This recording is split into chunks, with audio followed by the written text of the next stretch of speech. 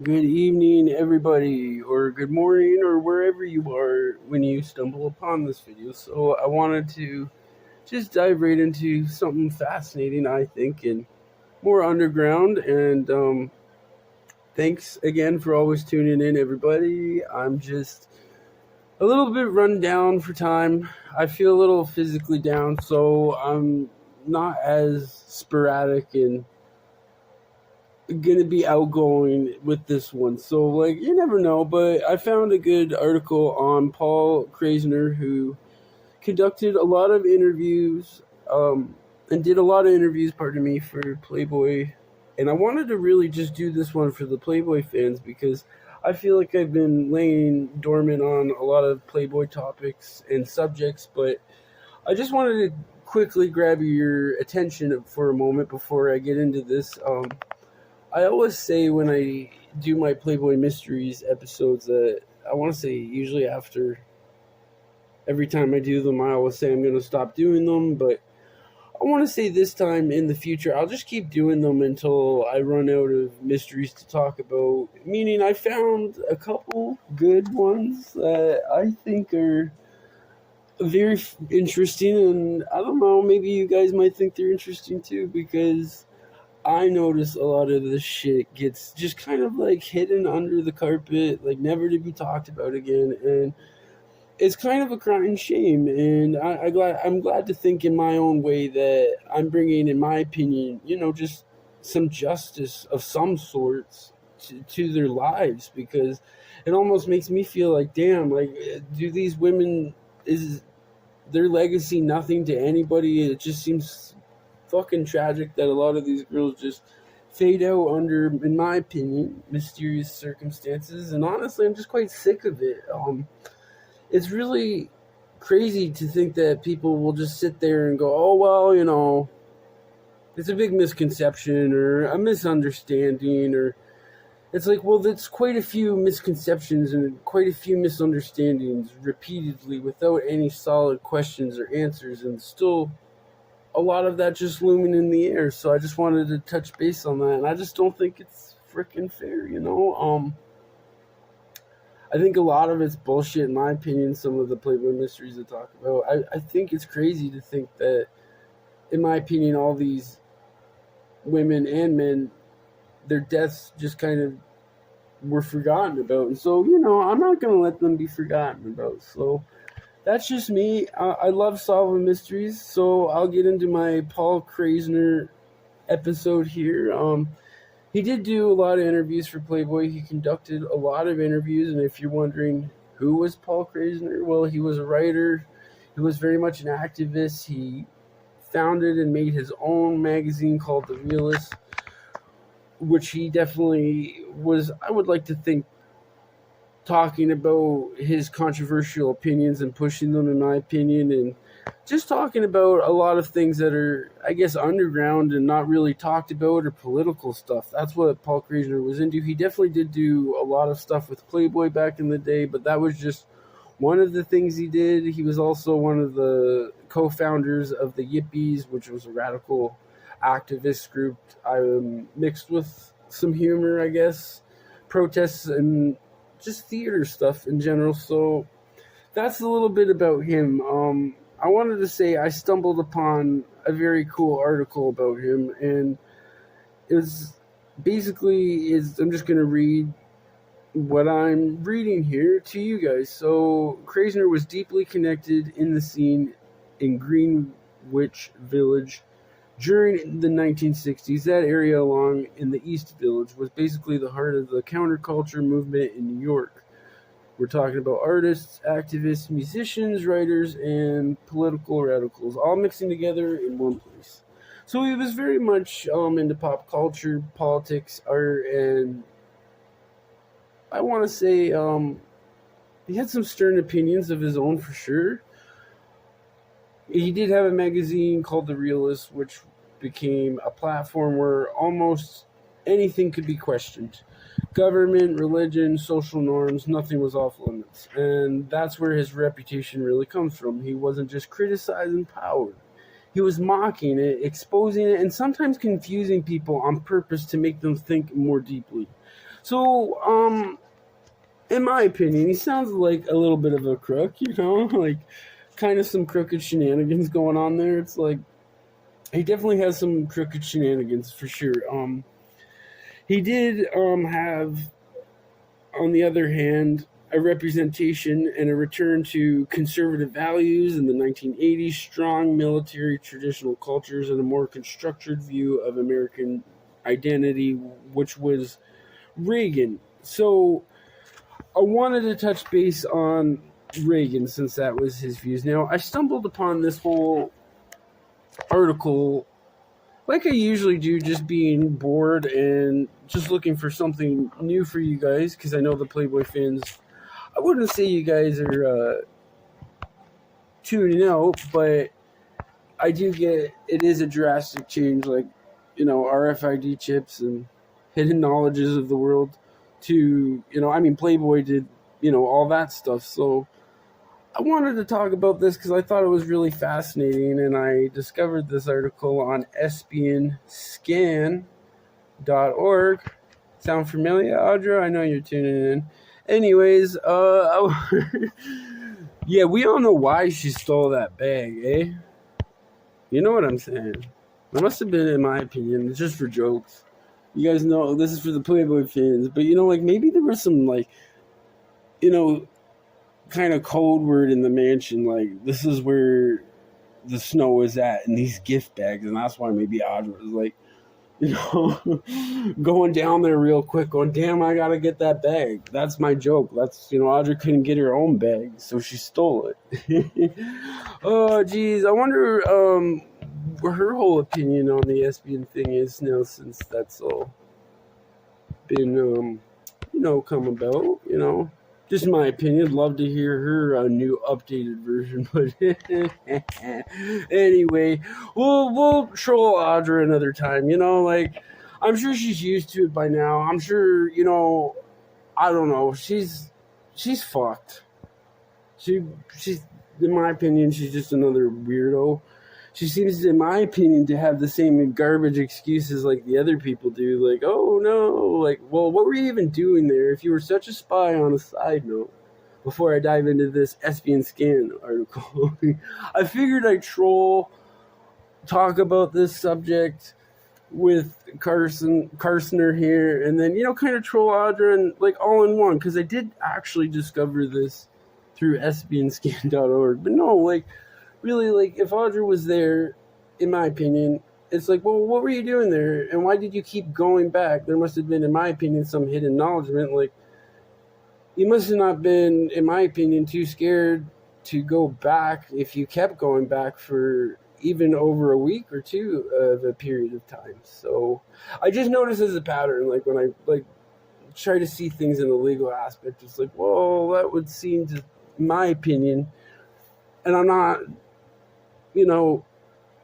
judging her story on Roseanne or questioning it or saying it's wrong by any means, but I'm just saying, when you have a history of pattern of people that were on that island, and they're all kind of, I feel like, in my opinion, a lawyer kind of coaxed them and said, this is what you should say, gain public sympathy, so that way you can pull the heartstrings from people and then not even question why you were there and kept going back. And that's just an opinion of mine on a side note. So, and that's why I'm kind of like trolling Audra a little bit, because it's like I did discover this whole article on espionscan.org, and I was like, oh, right, Espion. I thought of Audra. Isn't that crazy? That's pretty bad when I hear the word Espion, in my opinion, and then I think of the word Audra. I don't know. I don't know. Maybe she's been stealing too many goodie bags, if you get what I'm saying. Okay, guys, I'll get to the fucking point here. I'll read this thing on Espion Scan. And by the way, in my opinion, side note, if anything's even remotely true of, like, anything on that island, Audra did keep going back, in my opinion, maybe even perhaps knowing some of these public allegations, and did keep going back on these allegations, in my opinion. And it's like, you are really weird. Like, and you really need to get some help. You think, like, damn Hillary Duff, or no, what, Hillary Clinton? What, you think she's a damn fucking clone? Like, shoot. And by the way, like, she's so crazy, Audra, I'm just saying, like, you'll, like, sit there and be like, oh, Batman, I just love Batman. He's the hottest thing on earth. As she's probably typing that shit beside her husband as he's reading it. Okay, guys. You know that's what you live for. Like, geez, did you not miss my lip? Am I crazy? All right, I'll stop fucking around. SBNscan.org. This is really an honestly fascinating article, and I'm going to read it almost word for word, but I can't because, regulations and rules here, so I will read it. It says, I was scheduled to perform stand-up at Bud Friedman's Improvision Comedy Club in Hollywood in April. He asked me to try and get some advance publicity. On April 2nd, the Los Angeles Herald Examiner quoted a dispatch from the News Solidarity / Press Service. A group of terrorists and drug traffickers linked to Playboy magazine met in New York City's Greenwich Village area. By the way, we'll get to the Greenwich later area, and publicly discussed an assassination of President Ronald Reagan and Vice President George Bush, which is quite crazy to think. By the way, I did look up some of these news articles. There's only quite few in between of this, so I'll continue. The meeting convened by the Yippie organization featured former Playboy editor Paul Krassner and numerous individuals associated with High Times magazine, Hustler magazine, and the Chicago Sun-Times. By the way, before I read this, all this is an opinion, this video, from start to finish. In a statement this afternoon, Nation Democrat Policy Committee Advisory Board Chairman Lyndon LaRoche urged that this information be made public at some time as a means of assisting the government. Perhaps investigators are pursuing what they seem to believe is, from what they're saying here, I'm reading from SBNscan.org, is an assassination attempt against President Reagan, which is pretty crazy to think. Like, you never would think such a crazy thing like this has ever went on. Anyways, he tried to assassinate President Reagan. Playboy magazine he did work for at some point. As an international released in March, an international disclosure that was at sometimes perhaps released near March 30th, 1981 issue of New Solidarity indicates it is at the center of an international apparatus that has been in the past been directly implicated in high-level political assassinations. Playboy's response was absolute equivocal nonsense. So Bud Friedman said, Paul, that's not exactly what I meant. So I think this is very interesting, considering that another Playboy scandal has, in my opinion, went under the radar with this. And, it's just crazy to think that the whole attempt assassination, and it's just like, when you really go do your own research on this guy, you can really make your own opinions and form them for what you want, if you will. But it's just a crazy story to me that was never really highly publicized, and this did come honestly to my attention on SBN.org. Hi, Audra. But yeah, I really was just blown away at some of the information, and when I did do some of my own research on Paul Krassner, I was just going, I don't know, he's free to, have his free speech, and that's a lot of what the foundation he did work on, pardon me, and, I'll give him respect for, standing up and being a vocal point in that sense, for freedom of speech and free speech. I'm all about that, so. But he does, in my opinion, seem like at times he did have like this crooked streak to him, and it's just like, that's pretty excessive. Assassination attempt. From what I'm reading, if this has any truth to it, this could just be alleged, and I'm just saying it is allegedly for now.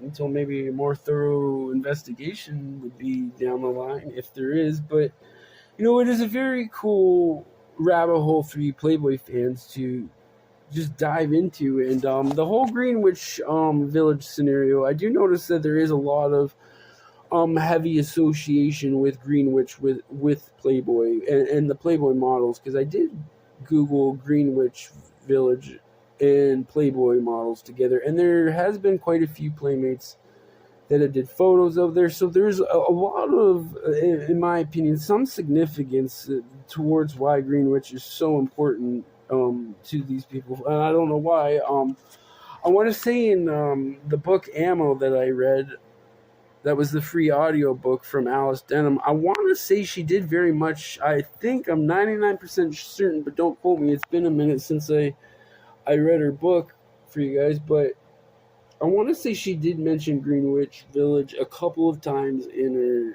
her fiction book there, Ammo. So I don't know what, on the side note, what the connection is with that, with Greenwich Village and Playboy and this guy, but I thought it was a very fascinating article to really dive into, and I'm not totally sure of what this whole outcome came of. I do realize that he did die in 2019, and he did quite a bit of things. I guess this group of terrorists and drug traffickers, he was linked to Playboy magazine, and it's very odd that he was meeting with, in my opinion, if he was allegedly meeting with terrorists and drug traffickers and linked to Playboy. And I don't know, I just think it's a lot of these things go, they go hidden, and it's so fascinating to me that a lot of these things aren't very much talked about or very much publicized, and you think it would be back in those days. But yeah, not a clue why. But this shouldn't be a surprise to some of us Playboy fans, as we know, like some of the Playboy mysteries I talk about, in my videos I mentioned, you'd almost think that, I don't know, you'd figure some of these Playmates' deaths would be a little bit more publicized, and they weren't. So it's not a surprise, I guess, to me that, in my opinion, history of pattern here, like big controversial scandals just kind of get swept under the rug, and very, very sad and unfortunate, because it does lead to a lot of injustice. Like if it's not publicized or even talked about, then at the time it must have drove people, I would imagine, just crazy and frustrated, going, damn, I'm just trying to get some justice here. And I'm glad that it was being brought to light. I don't know why how I discovered it on espionScan.org, but I think we all know why I was going up on there, to do some research. But oh yeah, Audra. Yeah. So sick of you. I think everyone in the Playboy group is sick of you, and they just don't have the heart to tell you. But anyways, guys, before I end this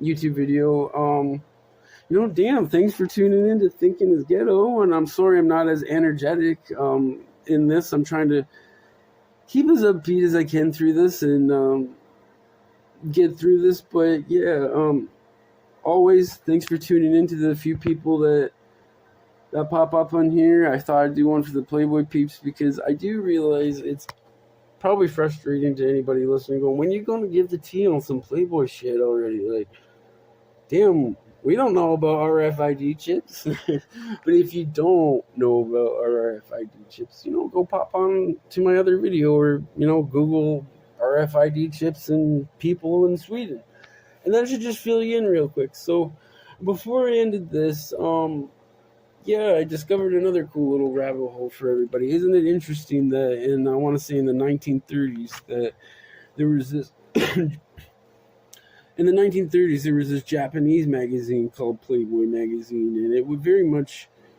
about erotic and articles. And it's kind of funny to me that this Playboy in the 1920s and 30s, one of the two, but that's quite a significant time, way before the actual Playboy that got published in the 50s that we come to know and love here. So I just thought that was interesting for you Playboy fans. I'm sure if you go take a quick peek and just research Playboy magazine Japan in the 1930s, it's crazy to think that all of these big ideas, I wonder if, in my opinion, if Hef stumbled upon this, because he's very much into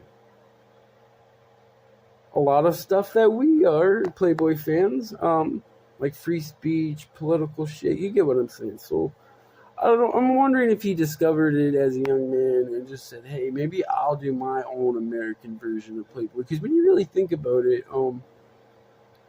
a lot of Japanese cultures, like movies and stuff like that, do tend to come over here on the West Side, in our own Western version of movies and whatnot. But I'm not saying this is the case, but I just think it would be a really cool rabbit hole for you guys to go and look up this whole Playboy magazine that came out in Japan way before our beloved Playboy. So I don't know, just curious Beaver if have seen it and said, hey, I'm gonna do my own magazine called Playboy. And if my opinion, if that is where he got the inspiration from, because it is the exact same name. I don't know, not too original and unique, by literally picking the same name from another magazine and going, hey, this is my magazine name now, it's original. So I'm not too sure if that's the case, but have fun Googling and going down that rabbit hole of Playboy Japanese magazines. I don't know if anyone else has ever heard of that before. So anyways, I hope you guys have found this entertaining. I like I said, I try to mix in some Playboy, a little bit of trolling, a little bit of hidden knowledge on the Japanese Playboy. So I don't know. Hopefully I filled in like 3 different things, like my humor, some seriousness. And for those even wondering about my Niagara Falls movie convention, I know I've been laying dormant and not giving many updates on that. It has been a hell of a time for me. I'm really trying to push forward and through with that and just get that done with as a personal goal of mine. There have been times where I'm just like, I don't know about this, but I guess I really hate using that term. Good things take time, but with this specifically, I do want to make sure it is good. I just had my moment there. I want to say the last 2 weeks prior to this episode have just been a little emotionally draining. And just on a personal level here, I'm just doing some spiritual and mental cleansing of people in my life where I'm just getting comfortable to the point of, sadly, in my own way, not seeing them again. And I think we're both on a mutual, respectable understanding of that. But, it is very sad in some senses. And, it does really bug me. But, hey, I think we're all moving on to different things in life. And, I did have a very much rough week this week. But, hey, things are getting better. I have a couple bumps in the road, but, nothing I can't handle. I'll get through this stuff, and I'm sure within time the Niagara Falls Movie Convention, it will happen. It's going to happen. I want to say I'll get a lot more motivated when springtime comes, because I swear here in Canada we have 8 months of fucking winter, so it's damn, I'll be more motivated when the sun hits. So if you guys are still interested in Niagara Falls Movie Convention, you will have to pop up on my IG. And I already have a guest that's for sure 100%. He's down to do it. He was in the movie Four Brothers. He's been in a bunch of other movies, a lot of Canadian, a lot of sci-fi. So I'm glad that he's been wanting to work with me. So just a little minor update on that, because, I feel like some people are going, well, what's going on with it? But there is something going on. So I hope you guys very much enjoyed this 4th episode of Thinking is Ghetto from your YouTube mogul here, Rel Pemberton, a.k.a. Pember, to the Playboy fans. All right, I better shut up, and I will literally do this one again on Wednesday. I ain't going to try to slack again, my guys and girls. It's just the last 2 weeks were crazy. But I will continue this next week on Wednesday with, I would like to think, 2 conspiracy theories mixed into one. So with those, just keep an open mind. There's not a right or wrong answer with my next video for sure. I'd like this one. And by the way, this video, again, from start to finish, A to Z, is all an opinion. Legal. But yes, I very much enjoy doing this for you guys. I will try to not do that again. My biggest apologies. I'm sorry. Sometimes people drain me and bring me down, but I'm getting back up there. So I feel like 2026, I'm hoping it's my comeback year in a different ways. I'm really hoping this convention and other things that I'm going to be doing, well, I don't know, just maybe bring me some more ease. So thought I'd give you a good episode, some personal updates, and an update on the convention. So Niagara Falls Movie Convention, I better quit blabbing like an idiot. But yeah, I hope you guys have a good evening, morning, and always thanks to my YouTube Playboy people and horror movie fans. I always appreciate you tuning in, and catch you next Wednesday. By the way, I don't have a good quote of the day. I don't know. What would be a quote of the day? Spit at me. Okay, bye.